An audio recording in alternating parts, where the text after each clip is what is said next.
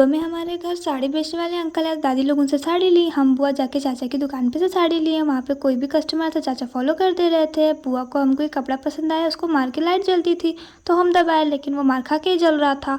उसके बाद हम लोग समोसा खाएं, घर आए तो दादाजी सब्जी तोड़ रहे थे क्योंकि आज जुतिया थी। फिर आवाज़ आई पीछे से तो देखे बुआ बैठी हुई हैं, तो टोकरी बुआ को दे दिए। उसके बाद हम थोड़ा बहुत झाड़ू मारे। उसके बाद हम और बुआ चले गए फल तोड़ने के लिए। ये अमरूद तोड़े हम लोग, जो कि हम लोग के बगीचे में था। ये बहुत टेस्टी था। बुआ पेड़ पे चढ़ गई क्योंकि नीचे कम था। फिर हम लोग बहुत सारा अमरूद तोड़े। फिर जब फूल तोड़ने गए तो उसको कीड़ा खा रहा था, लेकिन कुछ कुछ फूल थे जो अच्छे थे। तो अलग अलग कर करके जितने भी फूल थे घर में सब तोड़ने के बाद हम लोग को एक ठो मोरपंख मिल गया।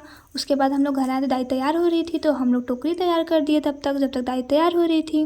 फिर जैसे दाई तैयार हो गई तो चाची उनके पैर को कलर करने लगी अलता से।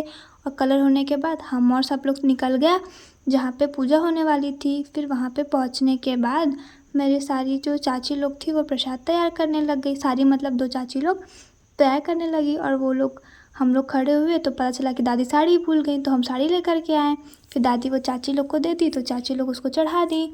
और फिर हम लोग वहाँ पे खड़े हुए थे, सब लोग और दादी लोग गाना गाने लगे। खूब गीत हुआ, हम लोग बहुत एंजॉय कर रहे थे। फिर चाची, मेरी एक ठो बुआ थी, उनको सिंदूर लगाने लगी और मेरी दादी को मेरी चाची लगाई दूसरी वाली। ये तो भूत बन गई। उसके बाद हम लोग रात हो गई तो घर पे आकर प्रसाद चढ़ाने के बाद सुबह उठे तो एक दादी हम लोगों के लिए पूड़ी बनाई जो कि दाल की थी और मेरी फेवरेट थी। हम लोग उसको मस्त खाए।